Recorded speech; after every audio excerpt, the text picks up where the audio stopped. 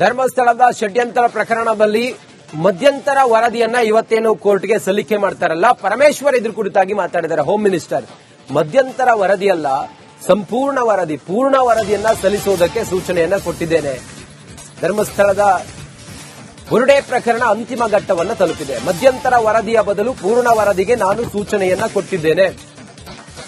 ಈ ತಿಂಗಳ ಅಂತ್ಯಕ್ಕೆ ಪೂರ್ಣ ವರದಿಗೆ ಸರ್ಕಾರ ನಿರ್ದೇಶನ ನೀಡಿದೆ. ಪೂರ್ಣ ವರದಿ ಸಲ್ಲಿಸಿ ಅಂತ ಹೇಳಿ ಹೋಮ್ ಮಿನಿಸ್ಟರ್ ಹೇಳಿದ್ದಾರೆ. ಎಸ್ಐಟಿ ಮುಖ್ಯಸ್ಥ ಪ್ರಣವ್ ಮೊಹಾಂತಿಗೆ ಪರಮೇಶ್ವರ್ ಸೂಚನೆ ಕೊಟ್ಟಿದ್ದಾರೆ. ಡಿಸೆಂಬರ್ 8ರಿಂದ ಬೆಳಗಾವಿಯಲ್ಲಿ ವಿಧಾನಸಭೆ ಅಧಿವೇಶನ ಆರಂಭ ಆಗುತ್ತೆ. ಹಾಗಾಗಿ ಈ ತಿಂಗಳ ಒಳಗಾಗಿ ಮಧ್ಯಂತರ ವರದಿಯಲ್ಲ, ಪೂರ್ಣ ವರದಿಯನ್ನ ಸಲ್ಲಿಸಿ ಅಂತ ಹೇಳಿ ಪರಮೇಶ್ವರ್ ತನಿಖಾಧಿಕಾರಿಗಳಿಗೆ ಹೇಳಿದ್ದಾಗಿ ಈಗ ಮಾಹಿತಿಯನ್ನ ನೀಡಿದ್ದಾರೆ.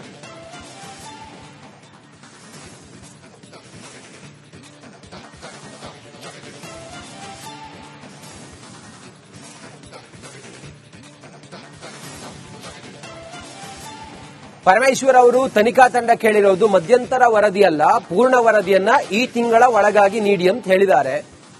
8ನೇ ತಾರೀಕಿನಿಂದ ಡಿಸೆಂಬರ್ 8ರಿಂದ ಚಳಿಗಾಲದ ಅಧಿವೇಶನ ಬೆಳಗಾವಿಯಲ್ಲಿ ಆರಂಭ ಆಗುತ್ತೆ. ಹೀಗಾಗಿ ಮಧ್ಯಂತರ ವರದಿಯ ಬದಲು ಪೂರ್ಣ ವರದಿಯನ್ನ ಈ ತಿಂಗಳ ಅಂತ್ಯದ ಒಳಗೆ ಸಲ್ಲಿಸಿ ಅಂತೇಳಿ ಹೇಳಿದ್ದಾರೆ ಪರಮೇಶ್ವರ್. ಹೆಚ್ಚಿನ ಮಾಹಿತಿಯೊಂದಿಗೆ ನಮ್ಮ ಪ್ರತಿನಿಧಿ ಬಸವರಾಜ್ ಲೈವ್ ಕನೆಕ್ಟ್ ಆಗಿದ್ದಾರೆ. ಬಸವರಾಜ್, ಧರ್ಮಸ್ಥಳದ ಬುರುಡೆ ಪ್ರಕರಣದ ಬಗ್ಗೆ ಹೋಮ್ ಮಿನಿಸ್ಟರ್ ಏನ್ ಹೇಳಿದ್ದಾರೆ, ಏನಂತ ಸೂಚನೆ ಕೊಟ್ಟಿದ್ದಾರಂತೆ ತನಿಖಾ ತಂಡಕ್ಕೆ? ಬಸವರಾಜ್, ರಂಜಿತ್, ಧರ್ಮಸ್ಥಳದ ಈ ಬುರುಡೆ ಪ್ರಕರಣ ಏನಿದೆ ಇದು ಅಂತಾರಾಷ್ಟ್ರೀಯ ಮಟ್ಟದಲ್ಲಿ ಗಮನ ಸೆಳೆದಿದ್ದು ರಾಜ್ಯ ಸರ್ಕಾರಕ್ಕೂ ಕೂಡ ಇದು ಸವಾಲಾಗಿತ್ತು. ಈ ಹಿನ್ನೆಲೆಯಲ್ಲಿ ಎಸ್ಐಟಿ ತಂಡವನ್ನು ರಚಿಸಿ ಇದು ಸಮಗ್ರವಾದಂತಹ ತನಿಖೆ ಆಗಬೇಕನ್ನುವಂತ ನಿಟ್ಟಿನಲ್ಲಿ ರಾಜ್ಯ ಸರ್ಕಾರ ಒಂದು ಎಸ್ಐಟಿಯ ಪ್ರಣವ್ ಮೊಹಾಂತಿ ಅವರ ನೇತೃತ್ವದಲ್ಲಿ ಈಗಾಗಲೇ ತನಿಖೆ ನಡೀತಾ ಇದೆ. ಸಾಕಷ್ಟು ಬಾರಿ ಕಳೆದ ಅಧಿವೇಶನದಲ್ಲೂ ಕೂಡ ವಿರೋಧ ಪಕ್ಷಗಳು ರಾಜ್ಯ ಸರ್ಕಾರವನ್ನ ಟೀಕೆ ಮಾಡುವಂತ ಕೆಲಸವನ್ನ ಮಾಡಿದ್ದು. ಆ ಸಂದರ್ಭದಲ್ಲೂ ಕೂಡ ರಾಜ್ಯ ಸರ್ಕಾರ ವರದಿ ಬರುವವರೆಗೂ ಕಾಯಿರಿ ಅನ್ನುವಂತ ಮಾತುಗಳನ್ನ ಹೇಳ್ತಾ ಇದ್ರು. ಆದ್ರೆ ಈ ಬಾರಿ ಮೊದಲೇ ಈಗ ರಾಜ್ಯ ಸರ್ಕಾರ ಮಧ್ಯಂತರ ವರದಿಯನ್ನು ತರಿಸಿಕೊಳ್ಳುತ್ತೆ ಅನ್ನುವಂತ ಮಾತುಗಳಿತ್ತು. ಆದ್ರೆ ಈಗ ಪೂರ್ಣ ಪ್ರಮಾಣದ ವರದಿ ಬೇಕು ಅನ್ನುವಂತ ನಿಟ್ಟಿನಲ್ಲಿ ಗೃಹ ಸಚಿವರಾದಂತಹ ಪರಮೇಶ್ವರ್ ಅವರು ಸೂಚನೆ ಕೊಟ್ಟಿದ್ದಾರೆ ಅನ್ನುವಂತ ಮಾಹಿತಿಗಳು ಸಿಗ್ತಾ ಇದಾವೆ.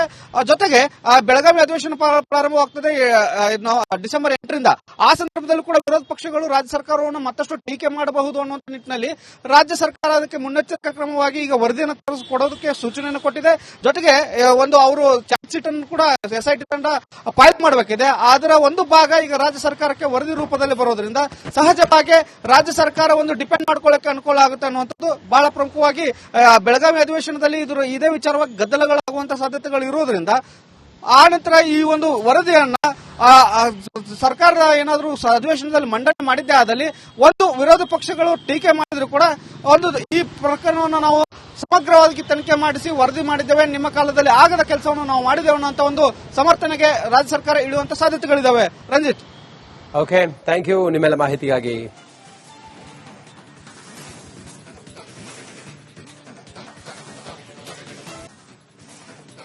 ಧರ್ಮಸ್ಥಳದ ಷಡ್ಯಂತ್ರ ಪ್ರಕರಣದಲ್ಲಿ ಮಧ್ಯಂತರ ವರದಿಯನ್ನ ಇವತ್ತೇನು ಕೋರ್ಟ್ಗೆ ಸಲ್ಲಿಕೆ ಮಾಡ್ತಾರಲ್ಲ, ಪರಮೇಶ್ವರ್ ಇದ್ರ ಕುರಿತಾಗಿ ಮಾತಾಡಿದ್ದಾರೆ ಹೋಮ್ ಮಿನಿಸ್ಟರ್. ಮಧ್ಯಂತರ ವರದಿಯಲ್ಲ, ಸಂಪೂರ್ಣ ವರದಿ, ಪೂರ್ಣ ವರದಿಯನ್ನ ಸಲ್ಲಿಸುವುದಕ್ಕೆ ಸೂಚನೆಯನ್ನ ಕೊಟ್ಟಿದ್ದೇನೆ. ಧರ್ಮಸ್ಥಳದ ಬುರುಡೆ ಪ್ರಕರಣ ಅಂತಿಮ ಘಟ್ಟವನ್ನು ತಲುಪಿದೆ. ಮಧ್ಯಂತರ ವರದಿಯ ಬದಲು ಪೂರ್ಣ ವರದಿಗೆ ನಾನು ಸೂಚನೆಯನ್ನ ಕೊಟ್ಟಿದ್ದೇನೆ. ಈ ತಿಂಗಳ ಅಂತ್ಯಕ್ಕೆ ಪೂರ್ಣ ವರದಿಗೆ ಸರ್ಕಾರ ನಿರ್ದೇಶನ ನೀಡಿದೆ. ಪೂರ್ಣ ವರದಿ ಸಲ್ಲಿಸಿ ಅಂತ ಹೇಳಿ ಹೋಮ್ ಮಿನಿಸ್ಟರ್ ಹೇಳಿದ್ದಾರೆ. ಎಸ್ಐಟಿ ಮುಖ್ಯಸ್ಥ ಪ್ರಣವ್ ಮೊಹಾಂತಿಗೆ ಪರಮೇಶ್ವರ್ ಸೂಚನೆ ಕೊಟ್ಟಿದ್ದಾರೆ. ಡಿಸೆಂಬರ್ 8ರಿಂದ ಬೆಳಗಾವಿಯಲ್ಲಿ ವಿಧಾನಸಭೆ ಅಧಿವೇಶನ ಆರಂಭ ಆಗುತ್ತೆ. ಹಾಗಾಗಿ ಈ ತಿಂಗಳ ಒಳಗಾಗಿ ಮಧ್ಯಂತರ ವರದಿಯಲ್ಲ, ಪೂರ್ಣ ವರದಿಯನ್ನ ಸಲ್ಲಿಸಿ ಅಂತ ಹೇಳಿ ಪರಮೇಶ್ವರ್ ತನಿಖಾಧಿಕಾರಿಗಳಿಗೆ ಹೇಳಿದ್ದಾಗಿ ಈಗ ಮಾಹಿತಿಯನ್ನ ನೀಡಿದ್ದಾರೆ.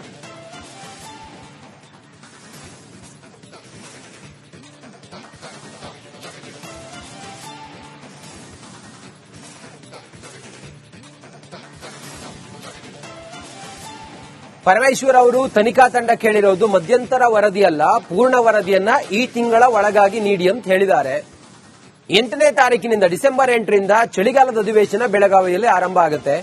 ಹೀಗಾಗಿ ಮಧ್ಯಂತರ ವರದಿಯ ಬದಲು ಪೂರ್ಣ ವರದಿಯನ್ನ ಈ ತಿಂಗಳ ಅಂತ್ಯದ ಒಳಗೆ ಸಲ್ಲಿಸಿ ಅಂತೇಳಿ ಹೇಳಿದ್ದಾರೆ ಪರಮೇಶ್ವರ್. ಹೆಚ್ಚಿನ ಮಾಹಿತಿಯೊಂದಿಗೆ ನಮ್ಮ ಪ್ರತಿನಿಧಿ ಬಸವರಾಜ್ ಲೈವ್ ಕನೆಕ್ಟ್ ಆಗಿದ್ದಾರೆ. ಬಸವರಾಜ್, ಧರ್ಮಸ್ಥಳದ ಬುರುಡೆ ಪ್ರಕರಣದ ಬಗ್ಗೆ ಹೋಮ್ ಮಿನಿಸ್ಟರ್ ಏನ್ ಹೇಳಿದ್ದಾರೆ, ಏನಂತ ಸೂಚನೆ ಕೊಟ್ಟಿದ್ದಾರಂತೆ ತನಿಖಾ ತಂಡಕ್ಕೆ?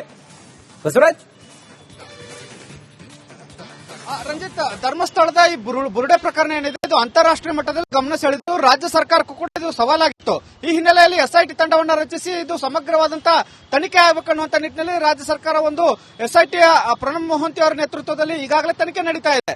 ಸಾಕಷ್ಟು ಬಾರಿ ಕಳೆದ ಅಧಿವೇಶನದಲ್ಲಿ ಕೂಡ ವಿರೋಧ ಪಕ್ಷಗಳು ರಾಜ್ಯ ಸರ್ಕಾರವನ್ನ ಟೀಕೆ ಮಾಡುವಂತ ಕೆಲಸವನ್ನ ಮಾಡಿದ್ದು. ಆ ಸಂದರ್ಭದಲ್ಲಿಯೂ ಕೂಡ ರಾಜ್ಯ ಸರ್ಕಾರ ವರದಿ ಬರುವವರೆಗೂ ಕಾಯಿರಿ ಅನ್ನುವಂತ ಮಾತುಗಳನ್ನ ಹೇಳ್ತಾ ಇದ್ರು.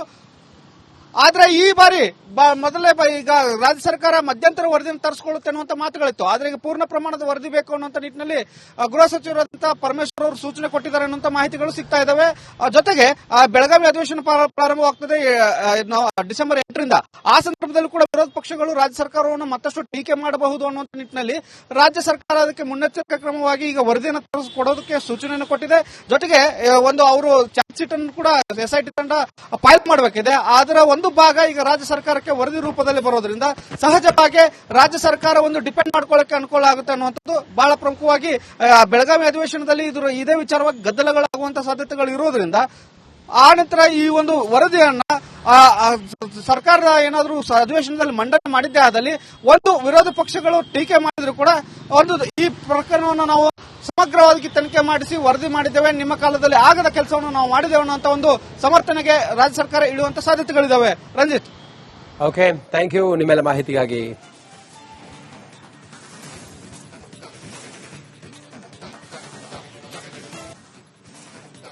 ಧರ್ಮಸ್ಥಳದ ಷಡ್ಯಂತ್ರ ಪ್ರಕರಣದಲ್ಲಿ ಮಧ್ಯಂತರ ವರದಿಯನ್ನ ಇವತ್ತೇನು ಕೋರ್ಟ್ಗೆ ಸಲ್ಲಿಕೆ ಮಾಡ್ತಾರಲ್ಲ, ಪರಮೇಶ್ವರ್ ಇದ್ರ ಕುರಿತಾಗಿ ಮಾತಾಡಿದ್ದಾರೆ ಹೋಮ್ ಮಿನಿಸ್ಟರ್.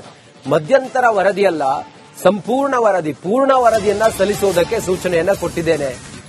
ಧರ್ಮಸ್ಥಳದ ಬುರುಡೆ ಪ್ರಕರಣ ಅಂತಿಮ ಘಟ್ಟವನ್ನು ತಲುಪಿದೆ. ಮಧ್ಯಂತರ ವರದಿಯ ಬದಲು ಪೂರ್ಣ ವರದಿಗೆ ನಾನು ಸೂಚನೆಯನ್ನ ಕೊಟ್ಟಿದ್ದೇನೆ.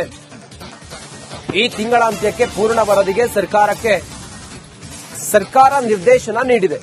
ಪೂರ್ಣ ವರದಿ ಸಲ್ಲಿಸಿ ಅಂತ ಹೇಳಿ ಹೋಮ್ ಮಿನಿಸ್ಟರ್ ಹೇಳಿದ್ದಾರೆ. ಎಸ್ಐಟಿ ಮುಖ್ಯಸ್ಥ ಪ್ರಣಬ್ ಮೊಹಾಂತಿಗೆ ಪರಮೇಶ್ವರ್ ಸೂಚನೆ ಕೊಟ್ಟಿದ್ದಾರೆ. ಡಿಸೆಂಬರ್ 8ರಿಂದ ಬೆಳಗಾವಿಯಲ್ಲಿ ವಿಧಾನಸಭೆ ಅಧಿವೇಶನ ಆರಂಭ ಆಗುತ್ತೆ. ಹಾಗಾಗಿ ಈ ತಿಂಗಳ ಒಳಗಾಗಿ ಮಧ್ಯಂತರ ವರದಿಯಲ್ಲ, ಪೂರ್ಣ ವರದಿಯನ್ನ ಸಲ್ಲಿಸಿ ಅಂತ ಹೇಳಿ ಪರಮೇಶ್ವರ್ ತನಿಖಾಧಿಕಾರಿಗಳಿಗೆ ಹೇಳಿದ್ದಾಗಿ ಈಗ ಮಾಹಿತಿಯನ್ನ ನೀಡಿದ್ದಾರೆ.